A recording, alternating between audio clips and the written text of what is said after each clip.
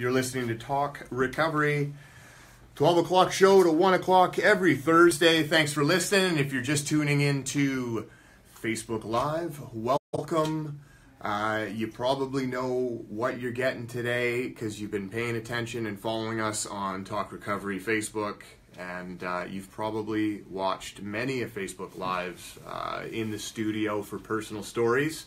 And another special one today, let me tell you, Eric T's in the house, in studio, with us, looking good. He brought some wallpaper, check it out. That's Elf right there. Well, let's just get on with the interview here. Personal stories with Eric T. Take it away, guys. Hello, Eric. Welcome to Talk Recovery Radio. How are you doing today? Great. Thanks for having me. Excellent. Thanks for everybody watching us on Facebook Live and tuning in on 100.5 FM. We're happy to be here. So, Eric, we do these personal stories now at the end of our show just to share some experience, strength, and hope. And I've known Eric for a while now. And we also wanted to get people to understand that there are some solutions to the addiction crisis. So, tell us a little bit of how you started your recovery journey. How many years ago was it? Yeah, first off, thanks for having me. I'm really glad to be here. Even with what you just said, like the word that stood out was hope, right? So that's how my journey started. Can y'all hear me properly? Oh, we can hear you, okay, yeah. So I first came to recovery July of 2014, right? So that's almost 4 years ago, right? And this month I'll be coming up on 8 months clean. So. Yay! Congratulations! Congratulations, and then also womp womp, because there's some math there, right? Like there's some math, right?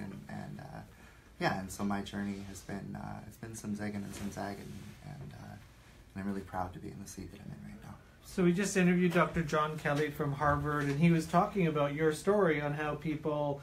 It takes a couple of chances, a couple of opportunities, a couple of missed opportunities to get that first year clean and so forth. So it's kind of like you are his research, baby there.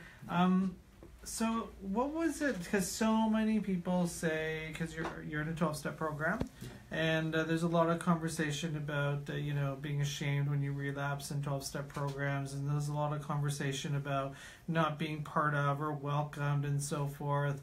What do you say to all that? How did you get through your coming back days? Yeah, I mean, I think about the coming back stuff, and I think about the shame stuff, and it's real, and it's like to be honest, like even coming here today, it's like a story of triumph. Like me, like what? You know what I mean? And to kind of wrap your head around that, and there's those voices get real loud, right? You feel like a loser, and then I think like when have I ever said that to somebody? Like when have I ever thought, oh, what an idiot? You know what I mean? I would never say that. You know what I mean? And that was my experience of coming back. People were just glad I was home, glad I was safe, and and I think like I super dig the things he was saying about like keep going. You know what I mean? So what would you say to people that may be listening that may have just relapsed or in that funk where it's just like, oh, I'm not going back to those meetings. Everyone's going to judge me. What do you say to those people? So you can't come back. Like you can't come back. You can come home and do, because we miss you. You know what I mean? And So you are now back and you're coming up to 8 months. So how did you do that? Like, so there's people that are dying every day, and how did you, what is it that this time you did that got you to be okay with 8 months? Yeah, I think it's been a process, right? And I think that's true of all recovery, right? It's a process. It's not an event. It's not a day you mark on a calendar. And that's where I get a little lost when we start throwing out years and numbers and 1 year and this is going to happen. I'm like, I don't know what any of that means. And I think there was one conversation that made sense to me, and that was it was a couple of years ago actually. And a friend of mine was driving me to my first meeting back, and I said, and his name was Don, and I said, Don, I just really, I just want to get it this time, right? And he looked at me and he said, Eric, this is it. And that didn't mean all that much then. Like I kind of was like, what? This is it? Like, have you seen my hairdo? But I get it. Like, this is it. It's like any and every moment where an addict feels free. That's it. Mm-hmm. That's all we're promised. and that's enough. Yeah. You know what I mean? And like right here and now, you know, like coming in the doorway today, like we're stepping over people. You know what I mean? Those are my people, and I'm not thinking about using. So. Yeah. So what's your triggers like going? It's coming up. It's Christmas time. There's going to be Christmas parties, and there's going to be that awkward opportunity where it's like, is there going to be liquor at the Christmas party? Is there going to be cocaine at the Christmas party? Because I went to some pretty good Christmas parties back in my day. Yeah. What do you got going on getting ready for Christmas?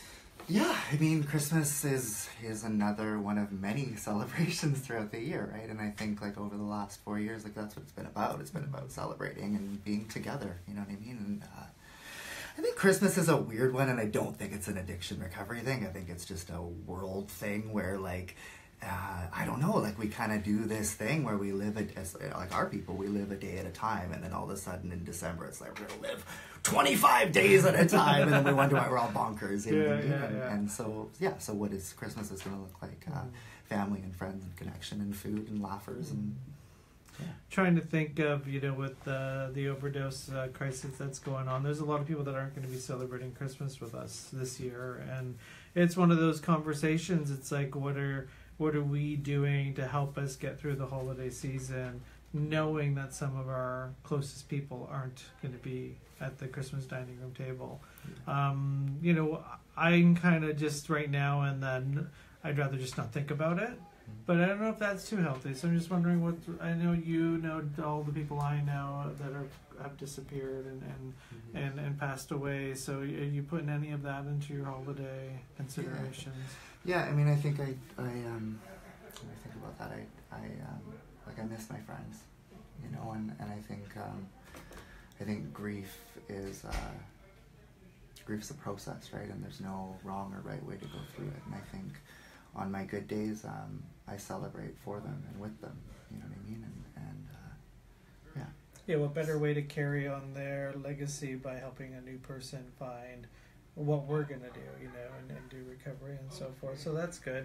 You know, it's, you know, in and out. I've been in and out and so forth. So is it hard, for me sometimes it's hard to be wanting to do what they recommend newcomers to do, because I'm just like, oh, I've done this, I've got it, I understand.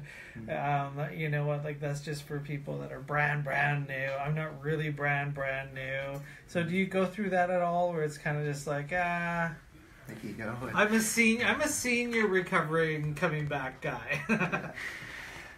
Yeah, I don't know. I think there's this thing about believing, right? And once you believe, you can't unbelieve. You know what I mean? And I think that would be that's one of the biggest gifts I ever got from recovery, right? And I know when I look at sort of a timeline of what's worked and what hasn't worked, like I want to do more of that. You know what I mean? And it's pretty vital that I do, right? Like my life depends on it. You know what I mean? And I think like the coming back thing, like I've watched a lot of your shows. My friend Tia I hope she's listening. Yeah, Tia better be listening.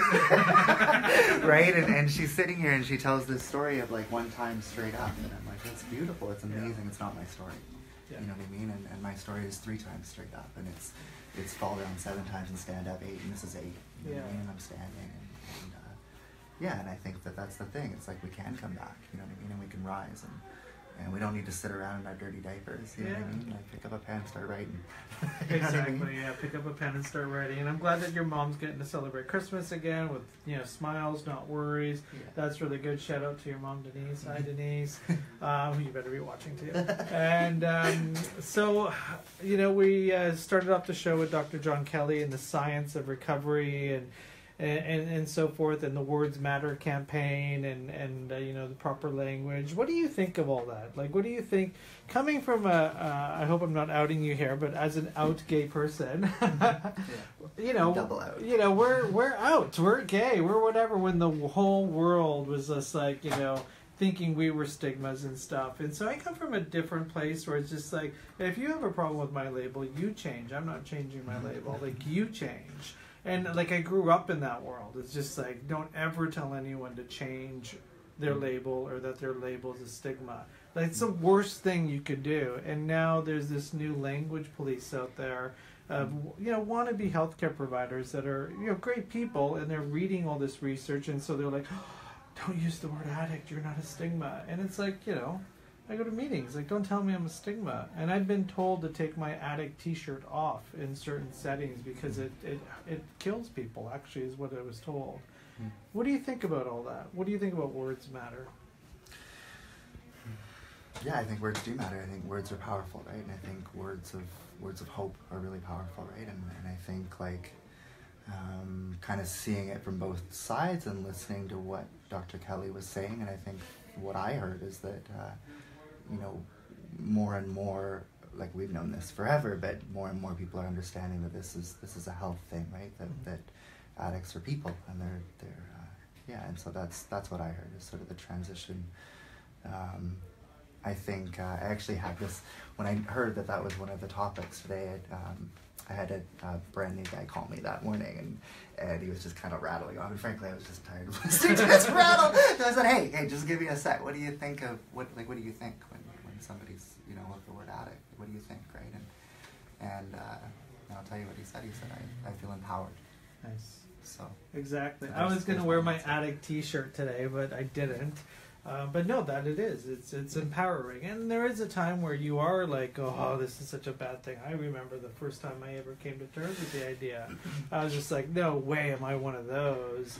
Yeah. And now it's just like, I built floats for it first. You know what I mean? It's just like, let's, you know, more sparkles. Yeah. I really appreciate you being on the show. We are literally running out of time. But we got like 2 minutes left here. So, you know, you're part of Clean, Sober, and Proud. You've been part of Clean, Sober, and Proud for ages. Yeah. I'm so glad. Eric, you know, today we were talking about, you know, should we not put a float in the parade, you know, now to support the police? Like, should we get involved in the political agenda of Pride? And, like, what should we do? And I just love what you said. Eric's like, there's only one thing we can do, and that is, what can we do? No, you said. We're going to double up on the glitter. We're going to double up on the glitter, because the only thing we can do in life's problems is add solution. And that's what recovery is all about. There's some unmanageability, there's some problems. What can we do? And we can just do one thing, add the solution. And that's more fun and more excitement and more laughter. Eric, thank you for being on the air. We really appreciate it. You're listening to Talk Recovery on Facebook Live. Thank you. And we're going to move it over to Darren, who's going to close us off. Darren, what are we listening to at the end of the show here? Well, if you haven't already thrown your glitter on it, double down on the glitter. 'Tis the season. And we're going to end the show in a little homage to the late, great Malcolm Young, AC/DC. Rock and roll ain't noise pollution. Enjoy. See you next week. Thanks for listening. Talk Recovery. Bye.